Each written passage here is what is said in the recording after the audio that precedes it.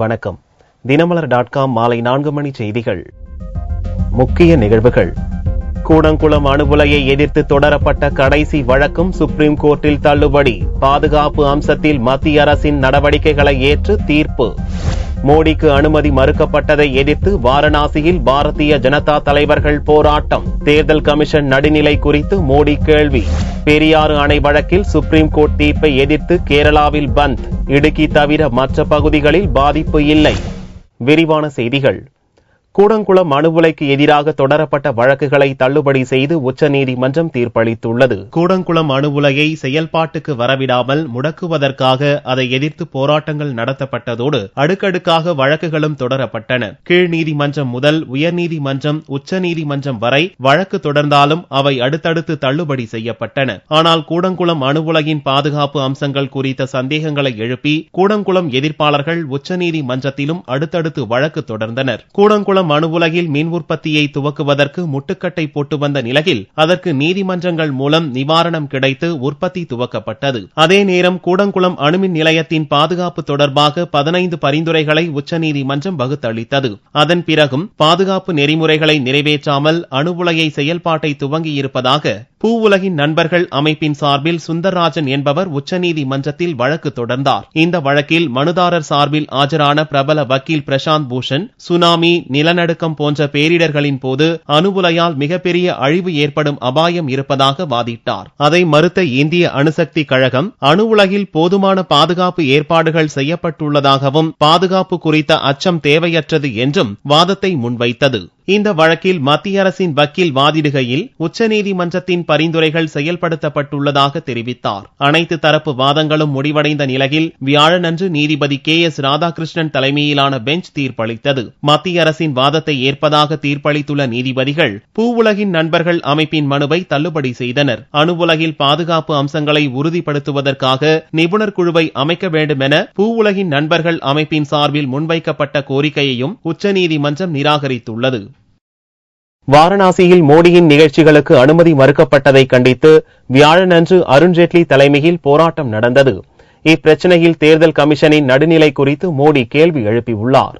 பாரதிய ஜனதா பிரதமர் வேட்பாளர் நரேந்திர மோடி போட்டியிடும் வாரணாசி தொகுதியில் தேர்தல் பிரச்சாரம் நிறைவுக்கு வருவதை முன்னிட்டு வியாழனன்று வாரணாசியில் 2 கூட்டங்களில் பேச நரேந்திர மோடி திட்டமிட்டிருந்தார்.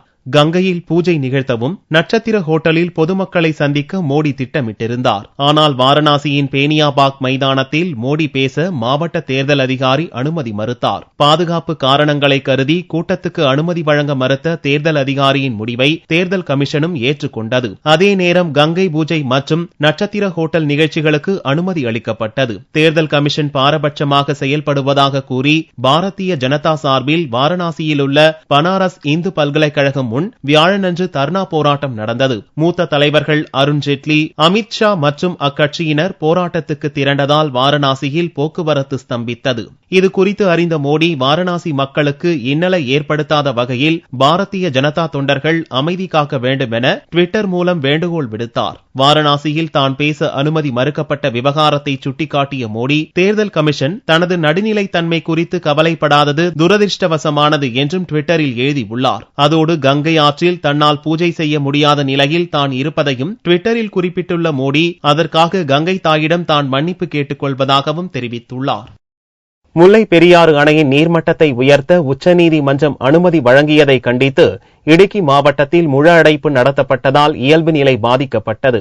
கேரளாவின் இடுக்கி மாவட்டத்தில் அமைந்துள்ள முல்லை பெரியாறு அணையின் நீர்மட்டத்தை 136 அடியிலிருந்து 142 அடியாக உயர்த்திக் கொள்ள தமிழக அரசுக்கு அனுமதி அளித்த உச்சநீதிமன்றம் இப்பிரச்சனையில் கேரள அரசு கொண்டு வந்த சட்டத்தையும் செல்லாது என்று தீர்ப்பளித்தது. தீர்ப்பை எதிர்த்து கேரளாவில் வியாழனன்று முல்லை பெரியாறு பாதுகாப்பு குழு சார்பில் முழு அடைப்பு போராட்டம் அறிவிக்கப்பட்டது. பெரியாறு அணை அமைந்துள்ள இடுக்கி மாவட்டத்தில் கடைகள் அனைத்தும் அடைக்கப்பட்டிருந்தன.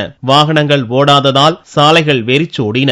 மக்கள் நடமாட்டமும் குறைந்தே காணப்பட்டது.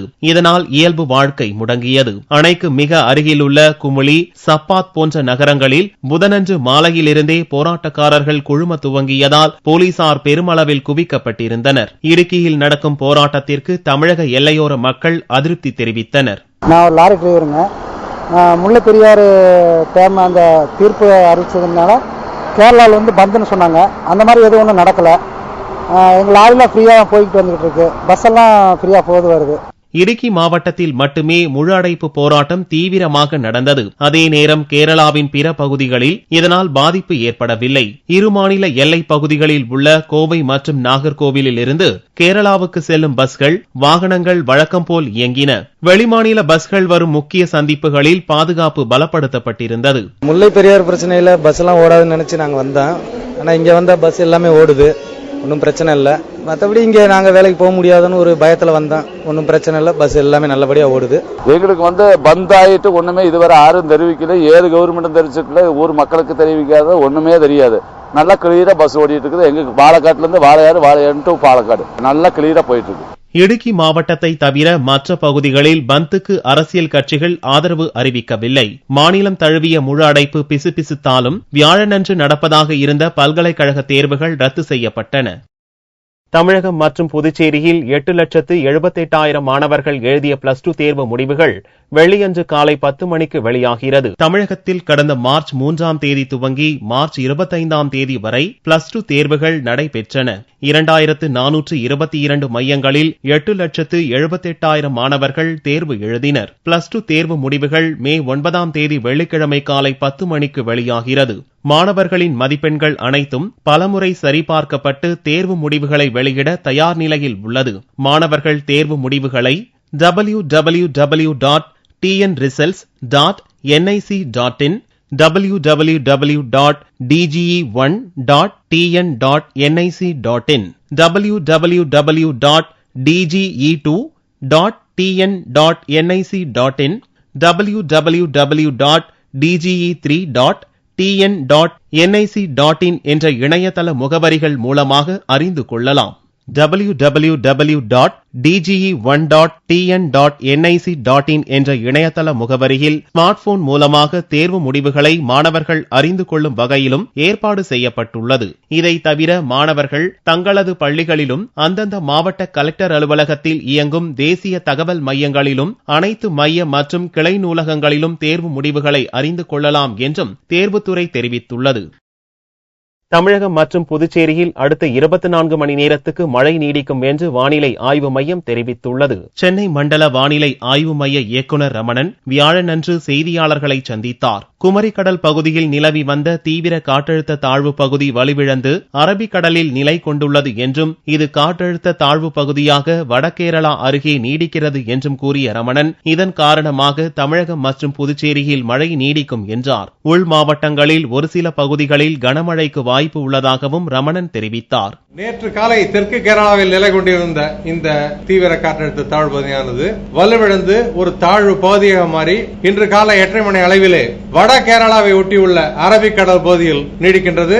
இந்த தாழ்வு பகுதி காரணமாக அடுத்த 24 மணி நேரத்தை பொறுத்தவரை உள் மாவட்டங்களில் அநேக இடங்களிலும் கடலோர மாவட்டங்களில் ஒரு சில இடங்களிலும் நாம் மழை எதிர்பார்க்கலாம். உள் மாவட்டங்களை பொறுத்தவரை ஒரு இடங்களில் கனமழையும் இருக்கக்கூடும். கடந்த 24 மணி நேரத்தில் தமிழகத்தில் அதிகபட்சமாக ராமநாதபுரத்தில் 13 சென்டிமீட்டர் மழை பதிவாகி உள்ளது என தெரிவித்த ரமணன் சென்னை பொறுத்தவரை வானம் மேகமூட்டத்துடன் காணப்படும் என்றும் நகரின் சில பகுதிகளில் லேசான மழைக்கு வாய்ப்புள்ளதாகவும் தெரிவித்தார். 2G ஊழல் வழக்கில் குற்றம் சாட்டப்பட்டுள்ள கனிமொழி டெல்லி சிபிஐ நீதிமன்றத்தில் எழுத்துப்பூர்வமாக வாக்குமூலம் அளித்தார். 2G ஊழல் வழக்கு விசாரணை டெல்லி பாட்டியாலாவில் உள்ள சிபிஐ நீதிமன்றத்தில் நடந்து வருகிறது. இந்த வழக்கில் குற்றம் சாட்டப்பட்டவர்களின் வாக்குமூலங்களை பதிவு செய்யும் பணியை கடந்த மே 5ஆம் தேதி நீதிபதி OB சைனி துவங்கினார். நீதிபதி சைனி தயாரித்த 1718 கேள்விகள் அடங்கிய பட்டியல் குற்றம் சாட்டப்பட்டவர்களுக்கு ஏற்கனவே அளிக்கப்பட்டது. இவ்வழக்கில் குற்றம் சாட்டப்பட்டவர்களில் ஒருவரான திமுக தலைவர் கருணாநிதியின் மகள் கனிமொழி வியாழனன்று நீதிமன்றத்தில் ஆஜரானார். நீதிபதி OB சைனியிடம் எழுத்துப்பூர்வமாக கனிமொழி வாக்குமூலம் அளித்தார். அவரைத் தொடர்ந்து கலைஞர் டிவி நிர்வாக இயக்குநராக இருந்த சரத்குமாரும் தனது வாக்குமூலத்தை எழுத்துப்பூர்வமாக அளித்தார். இந்த வழக்கில் முதல் குற்றவாளியாக சேர்க்கப்பட்டுள்ள முன்னாள் மத்திய தொலைத்தொடர்புத்துறை அமைச்சர் ராசா முதல் நாளன்று வாக்குமூலம் அளித்தார். 2G லைசன்ஸ் ஒதுக்கீட்டில் தான் தன்னிச்சையாக முடிவெடுக்கவில்லை என்றும் முறைப்படி பிரதமரிடம் ஒப்புதலை பெற்ற பிறகு தொலைத்தொடர்பு துறையின் கருத்தின் அடிப்படையில் தான் செயல்பட்டதாகவும் ராசா வாக்குமூலம் அளித்தார். அதைத் தொடர்ந்து தொலைத்தொடர்பு துறை முன்னாள் செயலாளர் சித்தார்த் பெகுரா, ராசாவின் முன்னாள் தனிச் செயலர் சந்தோலியா ஆகியோரும் வாக்குமூலம் அளித்தனர். வாக்கு எண்ணும் அதிகாரிகள் குலுக்கல் முறையில் 3 கட்டமாக தேர்ந்தெடுக்கப்பட உள்ளதாக தமிழக தேர்தல் அதிகாரி பிரவீன்குமார் தெரிவித்துள்ளார். தமிழக தலைமை தேர்தல் அதிகாரி பிரவீன்குமார் வியாழனன்று தலைமை செயலகத்தில் உள்ள அவரது அலுவலகத்தில் செய்தியாளர்களை சந்தித்தார். வாக்கு எண்ணும் அதிகாரிகள் குலுக்கல் முறையில் 3 கட்டமாக தேர்ந்தெடுக்கப்படுவார்கள் என்றும் வாக்கு எண்ணிக்கை அன்று 144 தடை உத்தரவு பிறப்பிக்க வாய்ப்பில்லை என்றும் அதே நேரம் கூடுதல் பாதுகாப்பு ஏற்பாடுகள் மேற்கொள்ளப்படும் என்றும் பிரவீன்குமார் கூறினார். வாக்கு எண்ணும் மையங்களில் அறை முழுவதும் வீடியோவில் பதிவு செய்யப்படும் என்றும் பிரவீன்குமார் கூறினார். வாக்கு எந்திரம் பழுதினால் 2 இடங்களில் மறுவாக்குப்பதிவு நடத்த முடிவு செய்யப்பட்டதாக கூறிய பிரவீன்குமார், வேட்பாளர்கள் கேட்டுக் கொண்டதற்கு இணங்க அந்த 2 வாக்கு மையங்களில் வாக்குப்பதிவு 10ஆம் தேதிக்கு ஒத்திவைக்கப்பட்டுள்ளதாகவும் கூறினார்.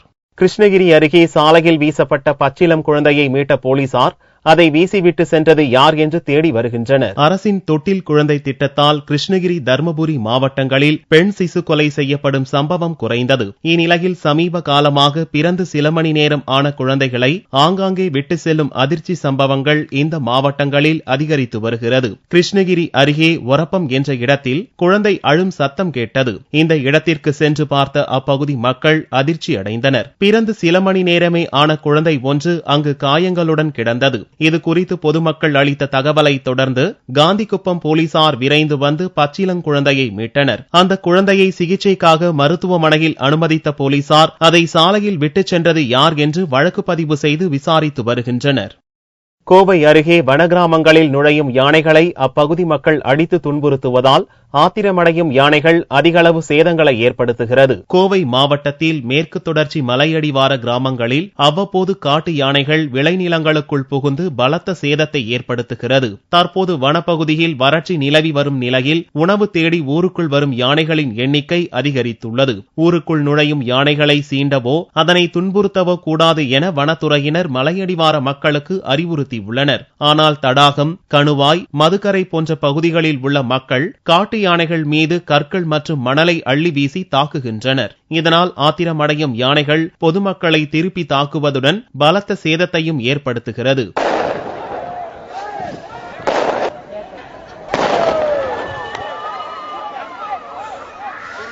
கோவை மாவட்டத்தில் கடந்த 4 மாதங்களில் மட்டும் யானை தாக்கி 15க்கும் மேற்பட்டோர் உயிரிழந்துள்ளனர். தடைக்காலம் முடிந்து ஜூன் மாதம் 1 தேதி மீன்பிடிக்க செல்வதற்காக கன்னியாகுமரியில் உள்ள மீனவர்கள் தங்களுடைய படகுகளை சரி செய்து தயாராகியுள்ளனர். மீன் இனப்பெருக்கத்தை முன்னிட்டு ஏப்ரல் 15ஆம் தேதி முதல் மே இறுதி வரை ராமநாதபுரம், கன்னியாகுமரி உட்பட கிழக்கு கடற்கரை பகுதிகளில் மீன்பிடிக்க அரசு தடை செய்துள்ளது. இந்த காலகட்டத்தில் மீனவர்கள் கடலுக்கு செல்லாததால் அவர்களுக்கு உதவித்தொகையும் வழங்கப்படுகிறது. இந்நிலையில் வரும் ஜூன் மாதம் 1 தேதியிலிருந்து கடலுக்கு மீன்பிடிக்க செல்ல இருப்பதால் மீனவர்கள் தங்களுடைய மீன்பிடி சாதனங்களை சரி செய்து வருகின்றனர். கன்னியாகுமரி மாவட்டம் சின்னமுட்டம் துறைமுகத்தில் கட்டப்பட்டுள்ள 400க்கும் மேற்பட்ட படகுகளில் என்ஜின் பராமரிப்பு, சேதமடைந்த பகுதிகளை புதுப்பித்தல், வண்ணம் பூசுதல் போன்ற பணிகளில் மீனவர்கள் மும்மரமாக ஈடுபட்டுள்ளனர். நாங்க ஜூன் 1க்கு தொழிலுக்காக வேண்டி 45 நாள் முடக்கம். அதுக்காக வேண்டி எல்லா வேலைகளையும் பார்த்துட்டு இருக்கோம். போட்ல பெயிண்ட் அடிக்கிறது, இன்ஜின் வேலை, மடி வேலை எல்லாம் பார்த்துட்டு இருக்கோம். அந்த அரசாங்க தடைக்காக மீன் குஞ்சு பொறிக்கிறனால எங்களுக்கு கட்டில் போட்டிருக்காங்க. எல்லா வேலையும் முடிச்சாச்சு. எல்லா வேலையும் பார்த்துக்கிட்டும் இருக்கோம். நிறைய போட்டுகள்லாம் பார்த்தாச்சு. ஒரு 300-400 போட்டுகள் இருக்கு. அவ்வளவும் கட்டில் கிடக்குது. எல்லா வேலையும் முடிஞ்சு ஜூன் 1ஆம் தேதி தொழிலுக்காக வேண்டி காத்து. இந்த மாத இறுதிக்குள் மீன்பிடி சாதனங்கள் சரி செய்யும் அனைத்து பணிகளும் நிறைவடைந்து விடும் என்றும் இந்த ஆண்டு மீன்கள் அதிகமாக கிடைக்கும் என்றும் மீனவர்கள் நம்பிக்கை தெரிவித்தனர். தங்கத்தின் விலையில் வியாழக்கிழமை அன்று சவரனுக்கு 128 ரூபாய் குறைந்திருந்தது. ஒரு சவரன் தங்கம் 22,456 ரூபாய்க்கு விற்பனையானது. 1 கிராம் ஆபரண தங்கம் 2,807 ரூபாயாக இருந்தது. வெள்ளி கிராமுக்கு 1 ரூபாய் 10 காசுகள் குறைந்து 1 கிராம் 44 ரூபாய் 60 காசுகளுக்கு விற்பனையானது. பார்வெள்ளியின் விலை 41,695 ரூபாயாக இருந்தது. கோடை விடுமுறையை பயனுள்ளதாக கழிக்கும் வகையில் மதுரை காந்தி மியூசியத்தில் பாரம்பரிய கலைகள் கற்றுக் கொடுக்கும் பயிற்சி முகாமில் மாணவர்கள் ஆர்வமுடன் பங்கேற்றுள்ளனர். கோடை விடுமுறை துவங்கிய நிலையில் மாணவ மாணவிகள் விடுமுறையை மகிழ்ச்சியுடன் கழித்து வருகின்றனர். குழந்தைகளை டிவி, சினிமா, வீடியோ கேம் போன்றவைகளிலிருந்து வெளியே கொண்டு வருவதற்காகவும் பயனுள்ள வகையில் காலத்தை கழிப்பதற்காகவும் மதுரை காந்தி மியூசியத்தில் கலைத்திறன் வளர்க்கும் பயிற்சி முகாம் துவங்கப்பட்டுள்ளது. இதில் மாணவர்களின் தனித்திறமை வெளிப்படுத்தும் வகையில் பல்வேறு பாரம்பரிய கலைகள் கற்றுக் கொடுக்கப்படுகின்றன. இந்த முகாமில் பென்சில் ஓவியம், கண்ணாடி ஓவியம், பெயிண்டிங், கராத்தே, சிலம்பம், பொம்மை செய்தல் போன்ற பயிற்சிகள் அளிக்கப்படுகிறது. இதில் நமது பாரம்பரிய கலையான பரதம், வாய்ப்பாட்டு, சிலம்பம் போன்ற நாட்டுப்புற கலைகளை மாணவர்கள் ஆர்வமுடன் கற்று வருகின்றனர். நான் யூஸ்ஃபுல்லா பண்ணணும்னு நான் நினைக்கிறேன். அதனால தான் நான் இங்க காந்தி மியூசியத்துக்கு கத்துக்கிட்டு இருக்கேன். அடுத்த தடவையும் வருவேன். டிராயிங்ல நல்லா கத்துட்டு நல்லபடியா செஞ்சுட்டு போவேன். குழந்தைகளின் கலைத்திறனை வளர்ப்பதில் பெற்றோரும் ஆர்வம் காட்டுகின்றனர். இந்த பயிற்சி முகாமில் மதுரை மட்டுமின்றி சுற்றுவட்டார பகுதிகளைச் சேர்ந்த மாணவர்களும் பங்கேற்றுள்ளனர். இந்த வெயில்ல வெளியில விளையாடுறதை விட இந்த பயனுள்ள வகையா கத்துக்கிறாங்கல்ல, அது யூஸ்ஃபுல்லா இருக்கு. என் பொண்ணு டிராயிங் கிளாஸ் போறா, நல்லா கத்துக்கிறா. பையன் கராத்தே போறான், நல்லபடியா சொல்லித் தராங்க. பிள்ளைகளுக்கு இது ஒரு பயனுள்ள வகையா இருக்கு. வீட்டிற்குள்ளேயே குழந்தைகளை அடைத்து விடாமல் அவர்களுடைய கலைத்திறனை வளர்க்கும் இந்த கோடை பயிற்சி முகாம் வரும் 24ஆம் தேதி வரை நடைபெறுகிறது. பயிற்சி நிறைவடைந்ததும் மாணவர்களுக்கு அதற்கான சான்றிதழ்களும் வழங்கப்படுகிறது. மீண்டும் செய்திகள் இந்திய நேரப்படி இரவு 8 மணிக்கு. வணக்கம்.